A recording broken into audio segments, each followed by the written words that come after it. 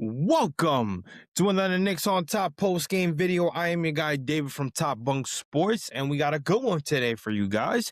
Again, another game where we started off bad, to say the least, right? The New York Knicks went to Toronto, where Toronto's literally smelling us in the standings. And, I would say for the most part, it was very telling. It almost looked like the Knicks were about to give this game up. Honestly, it looked like the New York Knicks were about to give this game up. And the funny part about all this is that it took the guys besides OG Anunoby, but I would still put OG in there. It took the guys that aren't showing up consistently right now. That right there is the biggest key for this game. It's the fact that the guys that have been very inconsistent in Mikal Bridges and OG Anunoby, along with Josh Hart, but I can't put Josh Hart in that combo right now because Josh Hart has been technically with the help of Jalen Brunson, right? Because Jalen, there's only so much you can hold Jalen Brunson accountable for because he shows up every night. There are times where he has had some off nights, but barely. He's shown up. He has shown up. So with Josh Hart comes on the court, he facilitates. He's not the best defender, but you could tell that he's trying to play as great defense as he can, as much defense as he can. With that being said, while he did have a good night, the two guys that have been very inconsistent all year, mainly Mikal Bridges, showed up in that second half. The reason the New York Knicks won last night, and I'm recording this on January 29th, the day after the game, right? The reason why the Knicks were able to win that second half was because of Mikal Bridges, Josh Hart, and OG Anunoby. It's as simple as that. The New York Knicks were able to battle out a dominant second half against the Toronto Raptors. The Toronto Raptors were mentally out of it in that second half. The Knicks took them out in the second half so bad that Toronto couldn't. There was nothing they could do. Toronto really wasn't scoring like that consistently. The Knicks would answer almost on every possession. Every possession. One of the most dominant wins we've had all year. All year. I want to show you guys my post-game. I want to show you guys my post-game thing real quick. Just to kind of recap it, and you know how we usually do it. So let's get straight to it. All right. So the New York Knicks battle in the second half and outscore the Raptors 72-41 to secure their fourth straight win. Very impressive, huh? We were literally a week ago, we were on the brink of saying that this team is in utter destruction. And all of a sudden, now they got 4 straight wins. It's crazy. It's crazy. Knicks killed the paint in the third quarter with 20 points and were 14-23 from the field. In the fourth quarter, they were 12-21 from the field while shooting 60% from 3. Wingstop showed up tonight, a combined 56 points, 9 assists, 7 steals, 3 blocks. OG Anunoby and Mikal Bridges are your players of the game. Then obviously, our game is tomorrow against the Portland Trail Blazers at home, where we beat the Portland Trail Blazers, right? But it wasn't as easy as it should have been. So that's and again, I think the common denominator in all this is that this team never starts out dominant. They always start the first quarter struggling. Just I don't know what it is. I really don't. And it's something where it's like it's not how you start, it's how you finish with this team, and they're always starting off cold and then they end up getting hot. That's why it's kind of hard to kind of determine how this game is going to go. Like the Knicks need to be blown out in the first half for you to determine if they're going to win this game or not. Because there'll be times where they'll be down in the first quarter and then all of a sudden they come back in the second half and they win this game. I mean, look at our game against the Pelicans. Sadiq Bey was killing us for the most part. And what did they do? Went in. They kept their composure, especially in the second half, and boom, they came back. So, this team, it always shows that it's not how it. Like I said, it's not how you start; it's how you finish. Again, I spoke about the players of the game. I said OG Anunoby, excuse me, OG Anunoby. And Mikal Bridges. Mikal Bridges, 30 points, 1 rebound, 1 steal, 4 assists, 12 of 15 from the field, 4 6 from 3. An absolute masterpiece. You look at OG Anunoby. OG Anunoby today, 26 points, 1 rebound, 6 steals, 5 assists. He was 11-18 from the field, 2 of 6 from 3. And again, he started aggressive in this game. See, Mikal kind of found his footing towards the second half. OG Anunoby was rolling in this game, and that's the key thing when it comes to this entire thing. That's the key factor. I want to show you guys some highlights as we keep going, and again, I think right here, most of these highlights are in the second half. So this right here. Yes, so this is in the second half, but I put a little thing up together where OG, the Knicks were down, as you could tell, but there was really no consistent ball movement, no transition buckets, really couldn't get any threes going consistently. I mean, again, we started the game down 7-0, and Josh Hart hit a corner 3 in the first quarter to put us on the board. But again, you look at what OG's doing here. That one did not stay down. Anunoby ripped through move in the lane. He got fouled and one. OG Anunoby trying to take over here. Just nailed a 3, and now he can get 3 the old-fashioned way. Now watch the bulldozer finesse by OG. Overwhelming Barrett that time to get to the line. No McBride and no Robinson. Here. Brunson off the pump fake by Anunoby. Straight to the line. Anunoby's got game-high 9 You might points. tell me to Hart hands to Anunoby. His corner 3 is good. Big bucket for OG Anunoby. And just like that, the Knicks are back with it. And this right here, this is right before that first half finish. The Knicks were kind of building some momentum in that second quarter, and although Toronto was still scoring, he got the Knicks into this game with that 3. And with his offense, again, like I said, in that first half, he was basically the only one, with an exception of Josh Hart, he was basically the only one trying to provide a spark. And this is why I put that caption, because it's 100% fact. And then you start seeing the Knicks come back in the second half. Look at this right here. So 6-8. Now there he is again.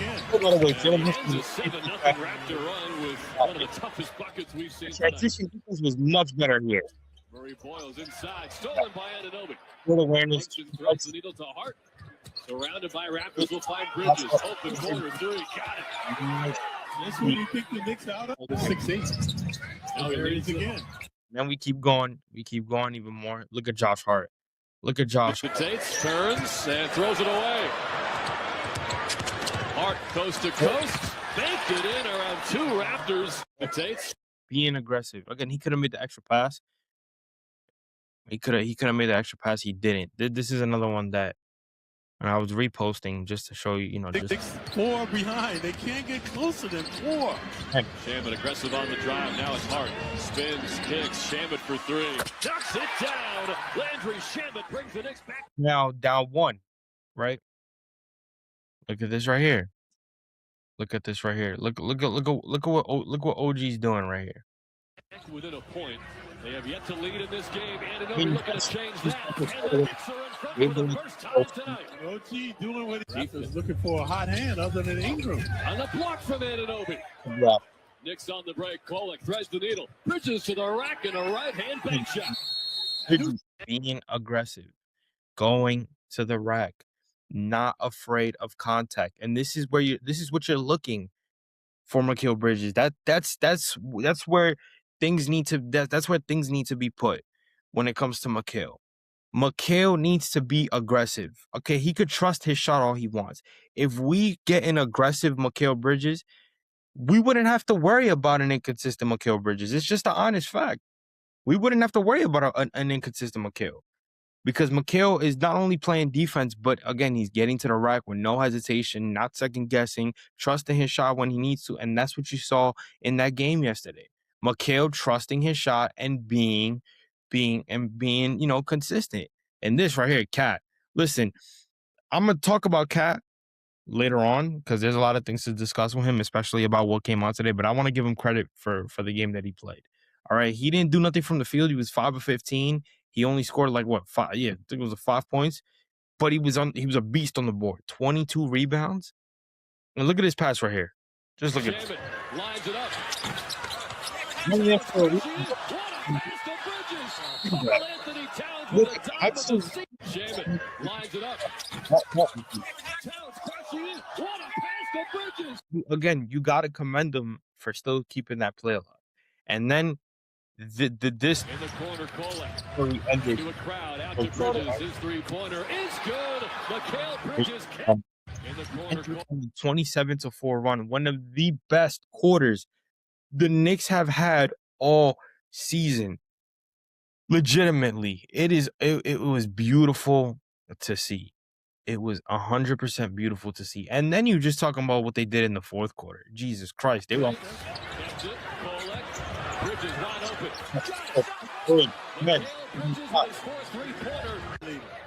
Hart got Mamo Keller's Philly off balance. Bridges finds Kolek. Extra pass. Shaman. Hits a three. And rampage in Philadelphia, they had a 17-point lead. They can't let up. Right, they got to continue to. Got it back after almost dropping it. That's smart. Late shot clock. Hits a three. Josh Hart's third three-pointer, and everything is. Tyler Kolek is heading to the scorer's table. As Hart nails another three and a foul. Josh Hart, 4 of 7. And 1. So again, 6 threes. 3 of them were from Josh Hart, who went 4-7 from the perimeter. Josh Hart was shooting the ball, and it was shooting the ball like nothing. You see RJ Barrett kind of laughing because Josh Hart's trolling. You see Brandon Ingram kind of laughing. You kind of there was a pic that the Knicks posted where he was kind of messing with them a little bit. But Josh Hart, people talk about OG Anunoby and Mikal Bridges in this game like I did in the beginning. Josh Hart, with 22 points, shooting very good from the perimeter, being aggressive, grabbing 9 boards, pushing the pace, playing fast pace. He's not waiting. Right? That's something that I always preach when it comes to Mike Brown. He's never waiting. He's never waiting. And I think that's what you love. That's what you love to see from Josh Hart, being able to set the tone as a facilitator. Yes, at times he can shoot, and yes, he's very aggressive. He'll get to the basket. He'll get you a bucket, right? He'll fight for those rebounds. He'll get those second chance points. But being able to facilitate and not playing selfishly, right? Playing team basketball. That's what you love to see from a veteran like Josh Hart. This is what you're getting from Josh Hart. I know he's not everybody's cup of tea, but this is the type of player that you need if you're going to win a championship, right? It's not all about scoring at times. Of course, you need to score the basketball to put points up and to win, right? But who is making the extra effort to put you in position to get those buckets? And that's a guy like Josh Hart. Josh is not afraid to be aggressive. Josh is not afraid to get a bucket when he needs to. Josh is not afraid to play defense. Like I said, he is not the greatest defender on our team. But we watching these games every night. Jalen Brunson is the same thing. I know the conversation about Brunson, and it's like, oh, Jalen Brunson is a liability on defense. Okay. You can't help that. Right? These guys probably work on defensive games all the time in practice. Maybe they don't. But you can't help that. It is what it is, right? Right? Not everybody could be a SGA. Right? Not everybody could be a Drew Holiday. Not everybody could be a Jose Alvarado. Not everybody could be those type of guards. And that, that within itself, some guys are just better defenders. That's it. That doesn't mean that these guys don't play defense. They do. They're just not good defenders.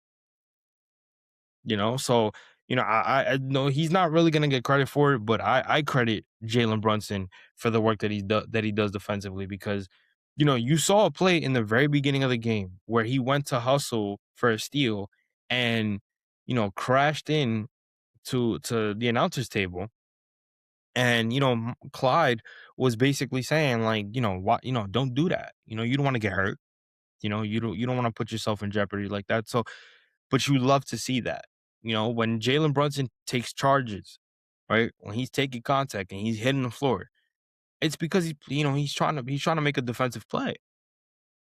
Sometimes he won't stay on his defender when he's being put on a one-on-one, right? When a player's trying to put him on the island because they know that he's not that good of a defender, sometimes he'll get blown by and he'll give up a layup or a mid-ranger, right? But at the same time, you got to commend his work for trying to stay in front of his defender and trying to play some sort of defense.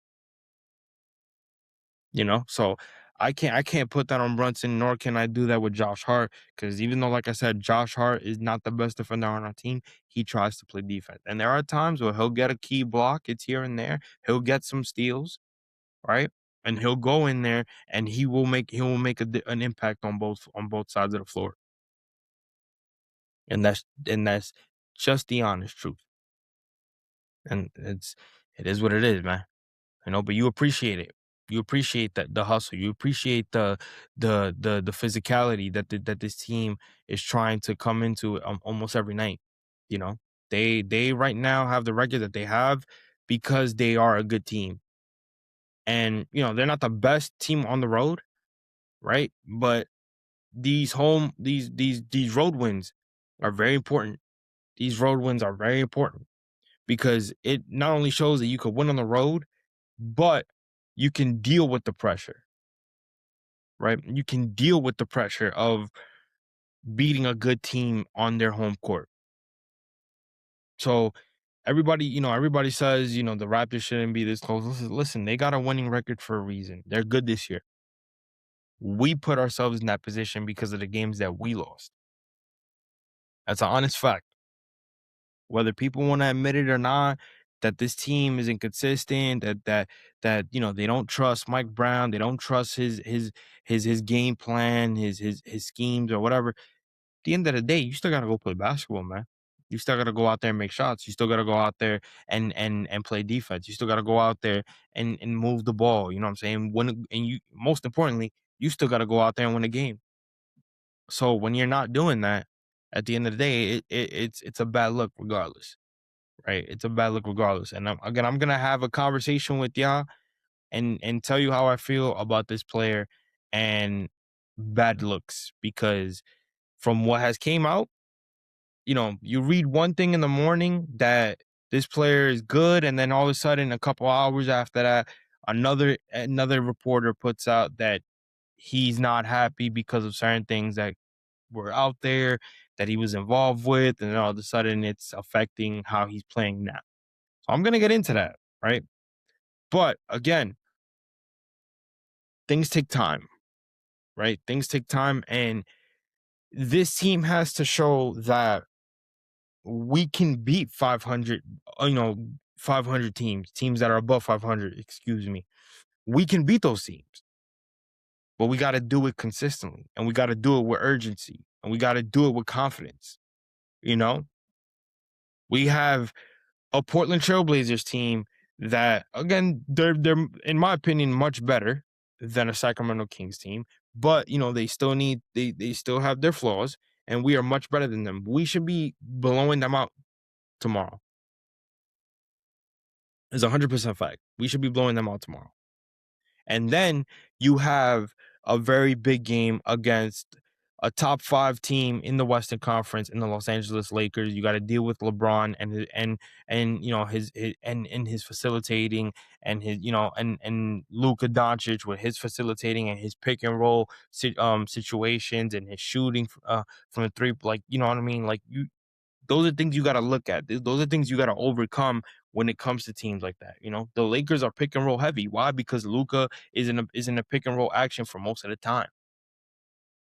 You know, so those are the adjustments that if I'm Mike Brown, I'm watching film and I'm like, okay, you know, this is where we gotta isolate him.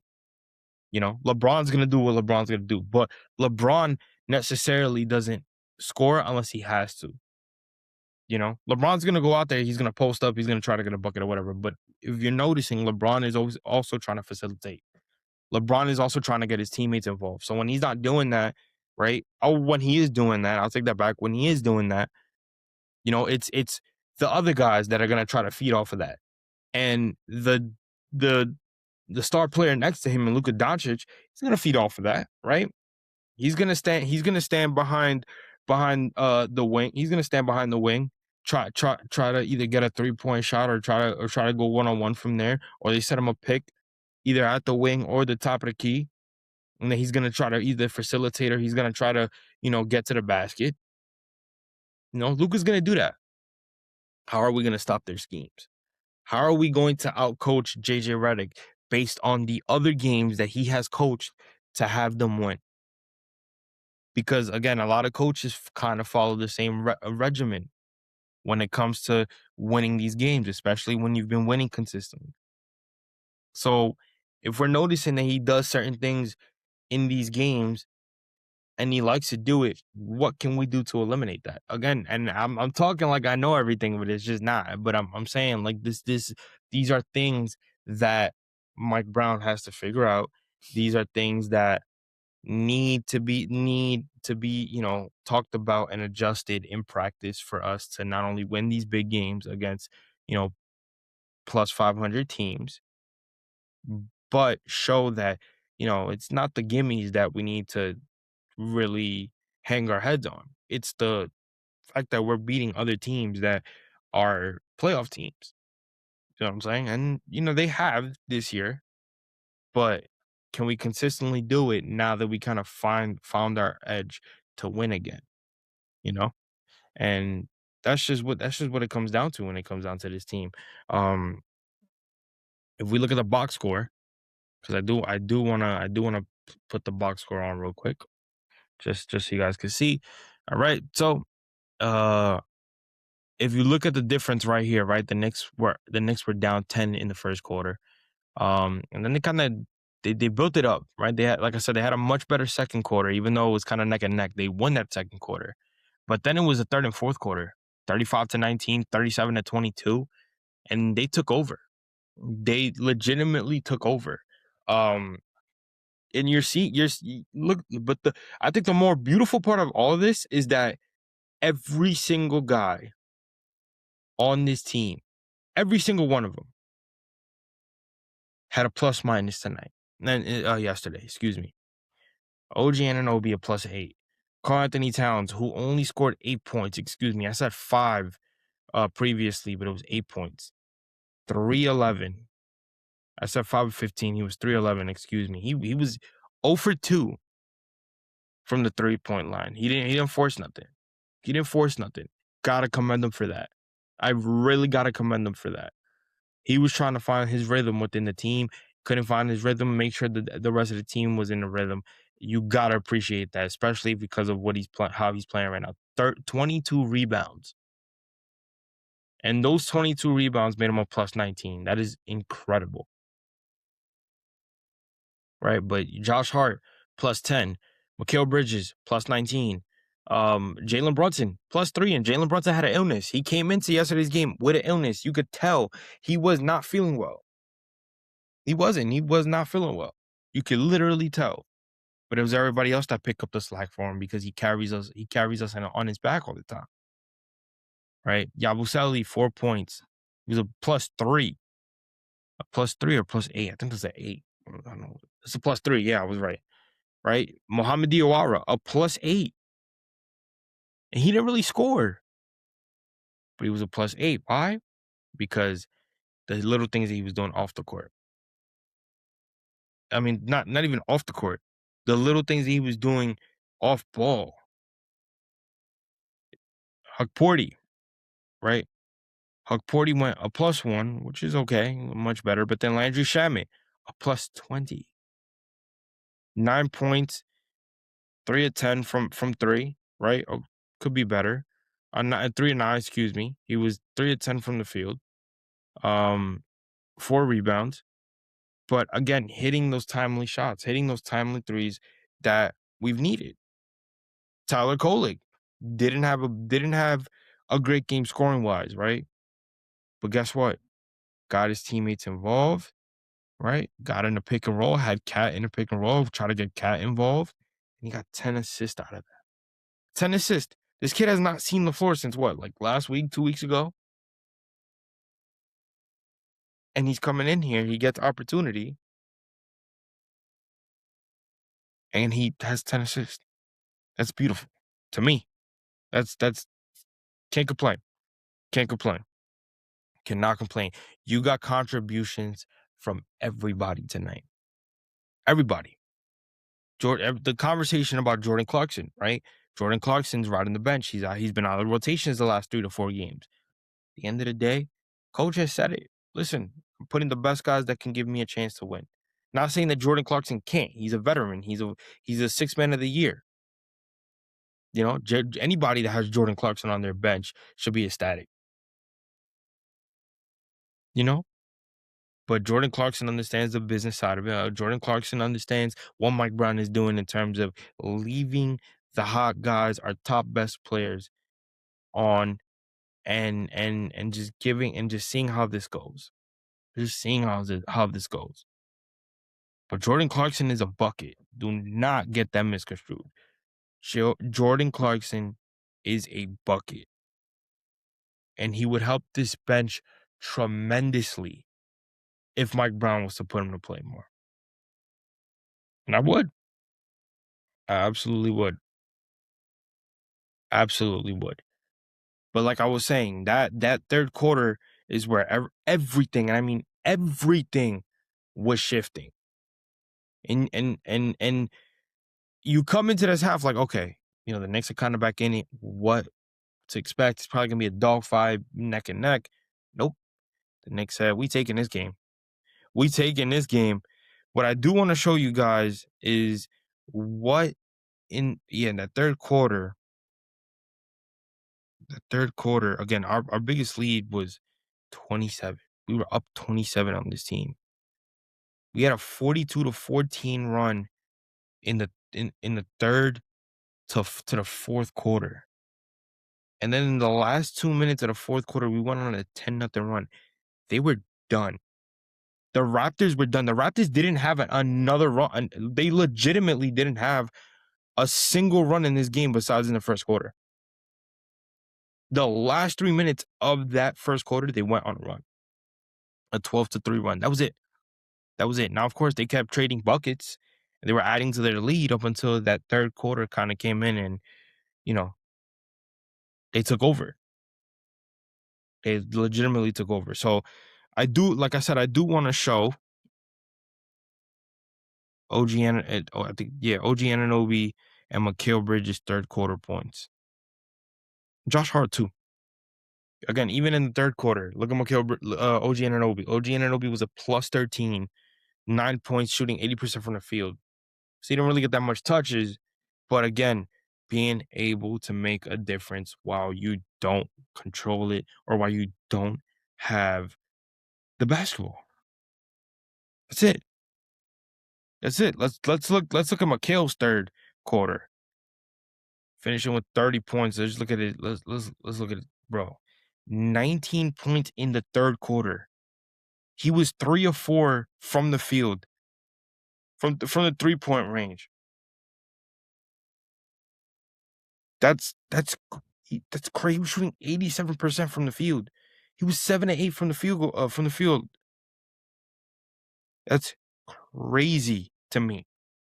That is crazy to me. Mikal Bridges deserved that game. No ifs, ands, or buts about it. Mikal Bridges earned that game. Now, the question is he going to duplicate that? Or are we going to have to sit here after this game and say, yo, Mikal literally just dropped like a fly? He came out, was doing his hunting for blood, found his blood, got enough blood in the 6, comes back, and loses all that blood again. Are we going to see enough of that, or from Mikal Bridges, or are we going to see this Mikal Bridges that looked hungry, that looked like he wanted to win, that looked like he was ready to be aggressive in all stance of his game? Which Mikal do we have coming into tomorrow's game against Portland, and then obviously our game against the Lakers? That's the real question. That is the real question. But again, the New York Knicks being dominant in that second half and showing that you can definitely, it's not how you start, it's how you finish. And it's like I said, they finished the field in the third quarter 14-23, right, with only 2 turnovers, 9 assists, 1 blocks. And I think the key thing for me too is, like I said in my post-game graphic that I showed you guys to start the show, they had 20 points in the paint. They were dominating the paint. Straight dominating. And you love to see that. You love to see the aggression. Go to the fourth quarter. The fourth quarter, man, 12 of 21 from the field. 6 of 10 from 3. That was 60%. They were 7-9 from the free throw line. They were 77%. They had 4 turnovers, but they had 15 rebounds. Dominating the boards. Absolutely dominating the boards. And that's a huge thank you to Josh Hart and Karl-Anthony Towns. And again, anybody, but again, those guys were muscling it out for rebounds. When no Mitchell Robinson, mind you, Mitchell Robinson didn't play this game. No Mitch. So again, we got the pieces to be aggressive. We got the pieces to win. How Mike Brown is going to utilize that, I think that's a very, very, very important thing. So we'll see. But we do take on the Portland Trail Blazers at home tomorrow at 7:30. That should be a gimme for all costs before we stay here and play the Los Angeles Lakers, which is a much, much bigger task considering that they're actually playing well. So, enough of that. The New York Knicks take a 119-92 win over the Toronto Raptors. They are back in second place in the Eastern Conference. That is a great sign to see. We still want that number one. But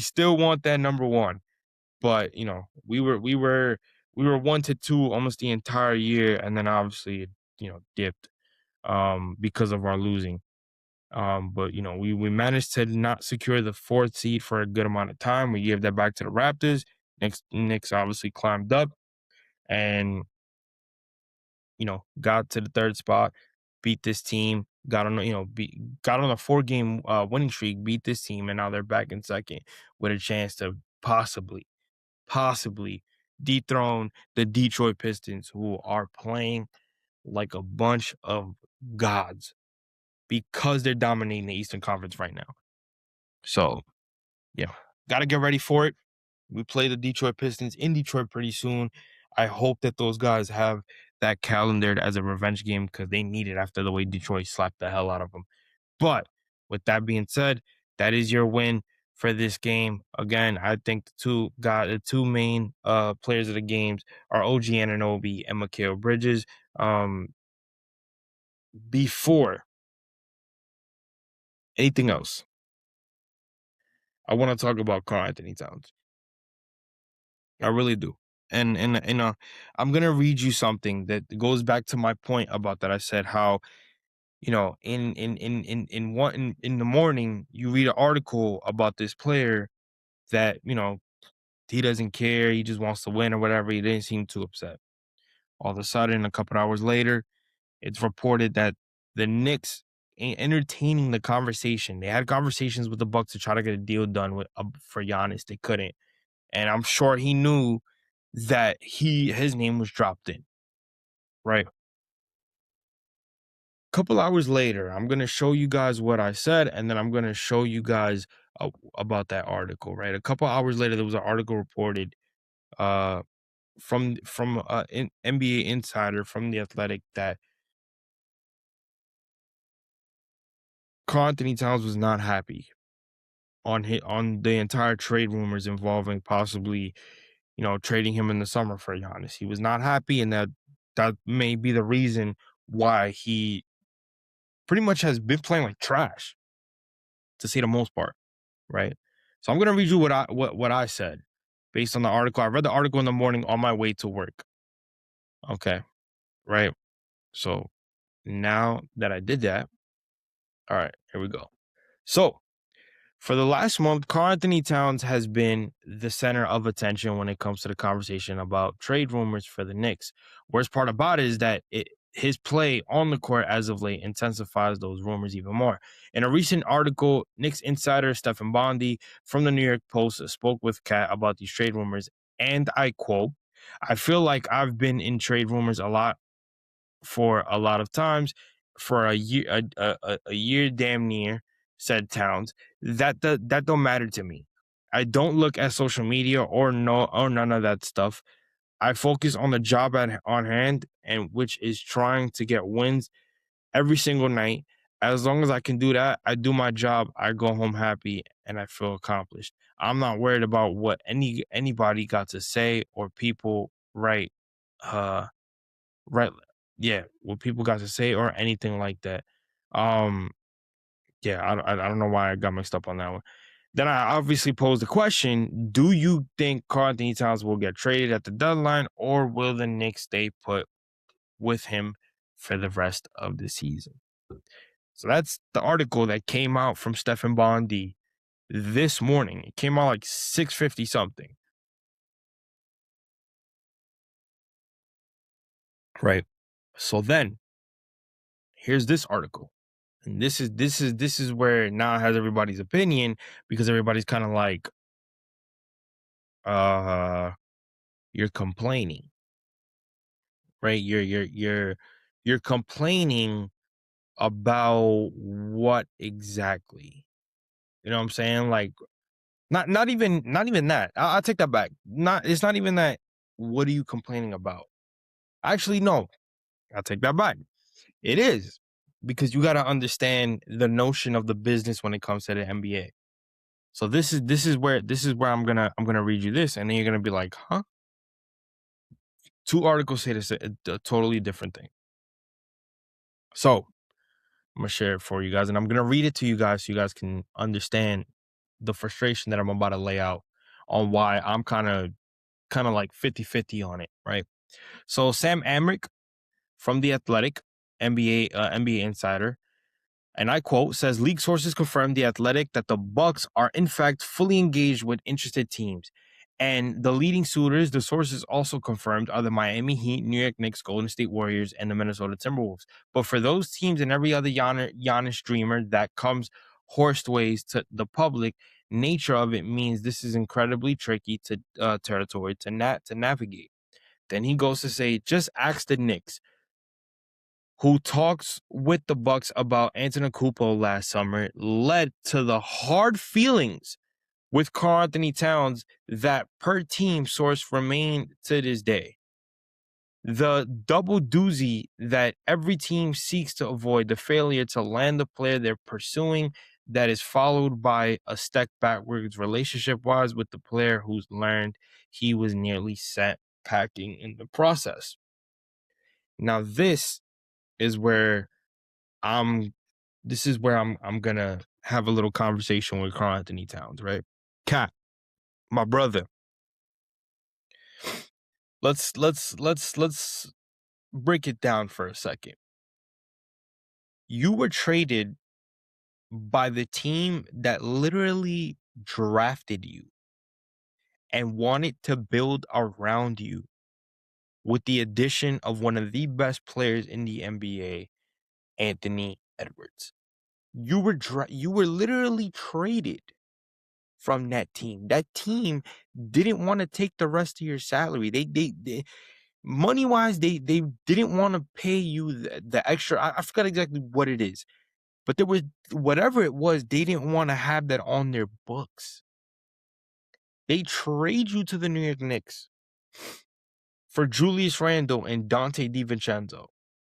And they go back to what you were literally just at the Western Conference Finals before you got traded that summer. They trade you for Julius Randle and Dante DiVincenzo, and they still get back to the Western Conference. That's a win for Minnesota, correct? Your first year as a New York Knicks, what do the Knicks do? They get to the Eastern Conference Finals in 25 years. That is a win for you, right? But the reason, and it's a win for the Knicks, right? But the reason why I bring up the Minnesota part about them trading him is because, brother, you've gave everything to that city. You've given everything to that organization. That organization has done nothing but love and support you, even when you went through what you went through with your mother, when she passed away from COVID, right? I'm sure the GM and the owner checked up on you. You know that at the end of the day, it's a business, my brother. It's a business. And I find it very, very, it's funny because when Bondi's article came out, it was in the morning, and I was happy because I'm like, listen, as long as he's not paying, if it's 100% true that he doesn't care and he's not putting so much attention on the whole trade deadline, on the whole trade rumor thing with Giannis, dude, that's fine. Now let's translate that to your game because, brother, you're playing like you want to get traded. You're giving the Knicks a reason to try to go out there and trade you. That's how you're playing right now. It's legitimately how you're playing right now. And you being upset because, and I get it. Listen, y'all know me. I've said it multiple times. I am a cat. I'm a fan of Cat. However, it is okay to hold him accountable. I'm not saying, yo, he needs to get the fuck out of here. Now, if it's for Giannis, he needs to get the fuck out of here. But I need to know that this Knicks team is 100% pursuing him. Even with the zero amount of prospects that they have. Even with the fact that they can only trade the guys on this team right now. They don't have draft picks. They do not have. Let's go back. Matter of fact, I will pull it up right here so you guys can see it for yourself. Let's go back and let's read Shams' tweet when he spoke about what the situation with Giannis. Let's go back. Okay. Because he spoke about it. He spoke about it. I think it's here. I want to play it real quick. But yeah, I want to play. I think this is it right here.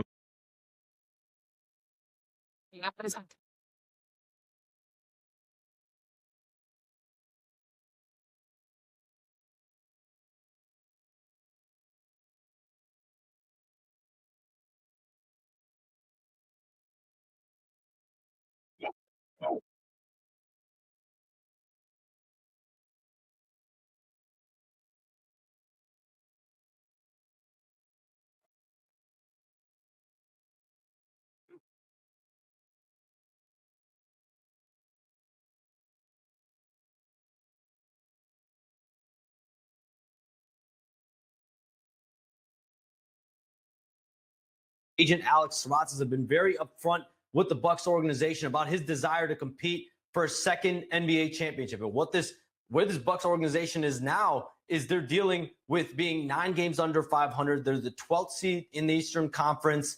They're now being surpassed by the Charlotte Hornets at 11, and they're more jockeying for lottery positioning than even Giannis's return from the calf injury. So there's been a lot of uncertainty. What are the Bucks? The Bucks are being patient, Hannah, but my sources say that they are giving indications that they want either a young blue chip talent and or a surplus of draft picks. And Bang. Okay, the Knicks really don't have that, right? The Knicks don't have that. The Knicks don't have the draft pick. And what surplus young talent do they have right now besides Deuce McBride? That I don't even think the Knicks rather go out and I'm not gonna say this like I know this, but it seems like they really value Deuce McBride to the highest point. Where I could literally see the New York Knicks go, instead of us trading Deuce McBride away, I'd rather just go and fucking get myself a Jose Alvarado and upgrade that way and just run it back. Literally. And keep Deuce McBride. Add defensively, add to a guy that can facilitate and that can push the pace. If they feel like they can win it with this team, so be it. It's gonna suck that they don't have Giannis, right? At the end of the day, nobody's really gonna care in terms of what they do after they get Giannis, because everybody's just like, no, we want Giannis. But at the same time, it's like you gotta also understand why they won't do it. You gotta it's just as simple as that. You gotta understand why they won't do it. Because they're thin right now. They don't really have anything. Unlike Miami, unlike Minnesota, they don't really have anything. So it's going to be hard unless they do a 3-team trade where Drew Holiday is involved, right? And they get Portland to trade Drew. And Mikal would probably be in the deal to go to Portland. You get Drew Holiday. And you upgrade in that way. When you still get Giannis, you put Giannis with a former teammate that he loves and respects. It's literally the only way that I can see that happening. The ball is in Leon Rose's court. I say that to say this. Karl-Anthony Towns, you're not new to this shit. You're not. Whether it's the trade rumors, whether it's the issues with Mike Brown, brother, I've said this before and I'll say this again. I'd much rather you go out there and request a trade than having to go in there and completely act like you're in it and act like you want to fucking play and not show anything consistently on this goddamn court. But you know what this is. You know the business, bro. You know the business. If I'm a player and I'm like, yo, they're trading me for Giannis, I gotta respect it. This team needs to win. And honestly, if they're gonna get a guy that is probably better than me, what the hell can I do? And I get it. I understand it from his perspective. It's like, yo, I want to be here. I want to be here, and you guys are basically, shout out to Jay Nicky, right? Jay Nicky kind of put it in this way where he was like, imagine if your boss is out here making it seem like, I'm trying to paraphrase, but he's trying to make it seem like, your boss is you're the best employee for your boss, and yet he's trying to remove you in a way. How would you feel? I understand it. Here's the thing. Karl-Anthony Towns is not playing and giving the Knicks a reason to fucking keep him. That's the thing. If you're upset that they're involving you in these trade rumors, motherfucker, play well enough to go out there and say, yo, maybe you shouldn't trade me. I'm worth it. I'm worth running it back and not having to go get Giannis, which, again, I still would get Giannis regardless, but I'm worth not having to go out there and be traded so I could win here in New York because I want to be here. You got to show it on the court, my brother, because you're not making your case any better. And that's what frustrates me about this article. So, games like yesterday, where yes, he did help in terms of grabbing rebounds and making the extra passes, not forcing shots, letting the offensive rhythm get through. That's great. I want to see you score, my brother. I want to see the Karl-Anthony Towns that we saw last year, where he wasn't afraid to let the ball fucking fly. Seems like he has no confidence in his three right now. I just don't know. I just don't know. And to me, you know, I don't necessarily think it's Mike Brown. I really don't. But again, what do I know, right? Because at the end of the day, it could be a situation where maybe that's what it is. Maybe that's what it is. Who knows? Who knows what it could be? But it's very telling. It is 100% telling, and I'm gonna be honest with you guys, man. I'm hoping that things are starting to go around, especially with him. But overall, I hope, and the reason why I say that is because of what Mikal said. Out of a back-to-back, what changed this game and allowed you guys to take over? Just staying with it, man. You know, they came out, you know, going fast and pressuring us, and you know, we didn't let that bother us. You know, we just stayed with it and just kept playing the whole 48 minutes, and that's what we did. Great game tonight, man. Thanks, man. When you went home, 3 for 16, 1 of 9. What impact has that had on you?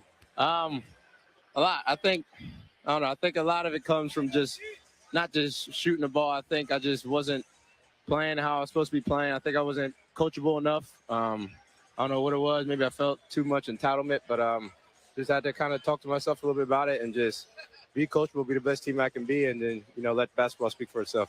Well, you responded incredibly well. What's it like to be Mikal Bridges in the third quarter where you've got 19 points and you've taken over the game? What does that feel like? Just my teammates, man. Just feeding off the energy from everybody on the court, everybody on the bench. You know, they give me that energy, and I'm just trying to play for them.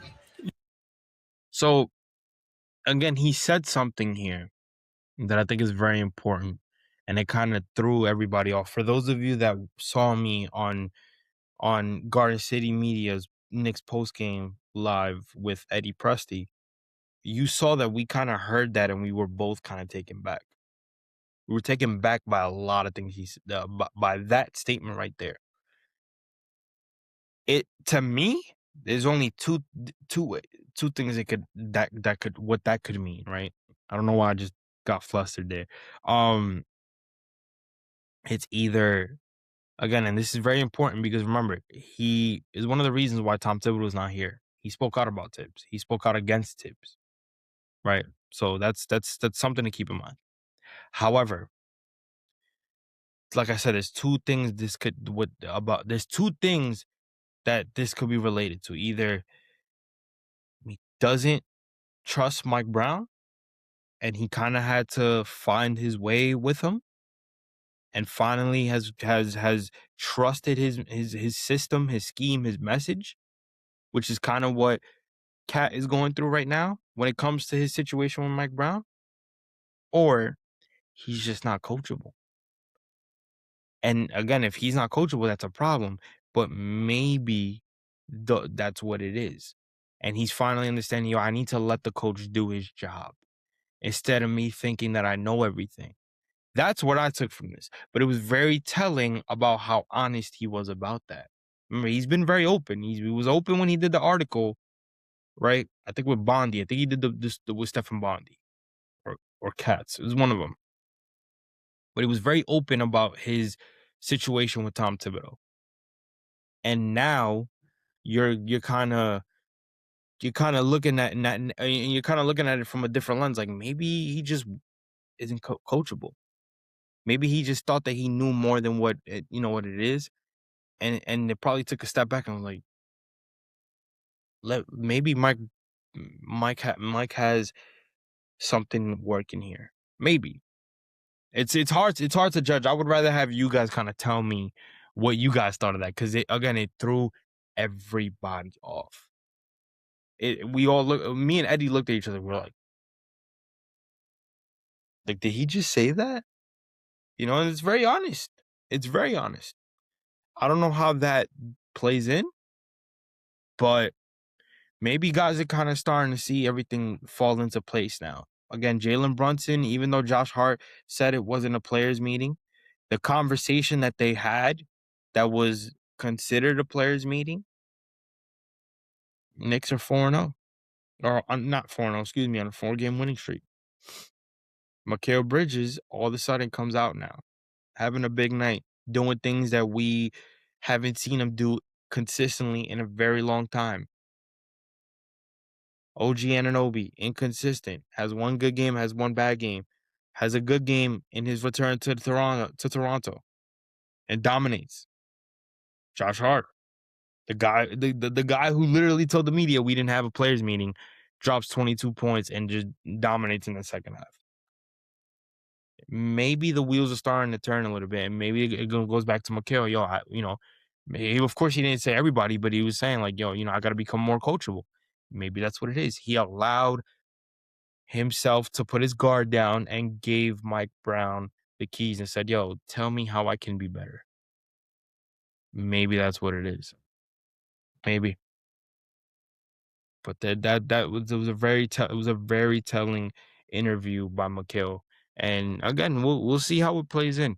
I'm definitely intrigued to see how they play against the Lakers. I think they'll definitely beat the Portland Trail Blazers. One, because again they're better, but I also think it's all because they're home. And then they got a tough task against the Lakers on the 1st of February.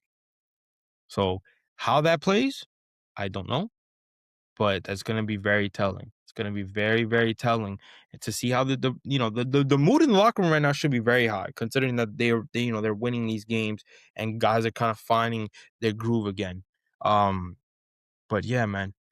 I just wanted to touch on the cat situation because this whole OG situation is not OG, excuse me, Giannis. I mean, hell, OG. Everybody's kind of saying like maybe they trade OG. Let me tell you something right now. I don't necessarily want to trade OG Anunoby for Giannis. I'm just sorry. Call me crazy. OG Anunoby right now is your best wing. OG Anunoby right now is one of your best players besides Jalen Brunson and Cat. A defensive monster, a guy that's gonna for most nights he's gonna give you 20 plus, but he's not afraid to get a bucket. Yes, he can't break his defender down, but you know what? When he posts up, when he drives to the basket, he muscles his way in. He trusts his 3-point shot. I'm not saying that Giannis doesn't do that, but to give half your assets for Giannis, and you don't know if Giannis is going to stay healthy. You don't even know if Giannis is going to work with Brunson. You don't know. Your hope right now is if they don't get Giannis, go get yourself a Jose Alvarado. Do it. Go get yourself a Jose Alvarado. Get another. Hell, go get yourself a Drew Holiday if you have to. Just a Drew. It could work. It could 100% work. See what you could get out of that. See what you could do. But hey, man, listen. This is all I got for y'all. This is another Knicks on Top post game. Knicks defeat the Raptors 119-92 to get their fourth straight win. 29th victory of the year. They're 29-18. They are in second place for the Eastern Conference right now. We're still trying to get number one. Detroit is on a roll right now. But we're trying to dominate. We're trying to, get consistency. And it feels good to finally get some wins under our belt after a crucial couple of games where we were just straight losing and there was no effort. There was nothing. We couldn't buy a basket. Even in the second half, we would collapse at times. So to kind of see this, it feels good. Obviously, I don't want to get ahead of myself because there's more basketball to be played and we still haven't secured a playoff spot yet. But, we want to be right. We want to find our energy together. We want to find our continuity together, so we can take that into the playoffs. And how they do that, game by game, being able to communicate, being able to trust each other, being able to make the extra pass to that person, and getting guys involved. They do that, they'll be fine, man. Appreciate y'all, man. It's your boy David from Top Bunk Sports. Like I always tell you guys, make sure you guys follow me on X, Instagram, TikTok at Top Bunk Sports, and make sure you guys subscribe to the Top Bunk Sports YouTube channel. This is Knicks on Top postgame. Knicks beat the Toronto Raptors. I'm your guy David, like I said, from Top Bunk Sports, and I will catch you guys on the next video. Peace.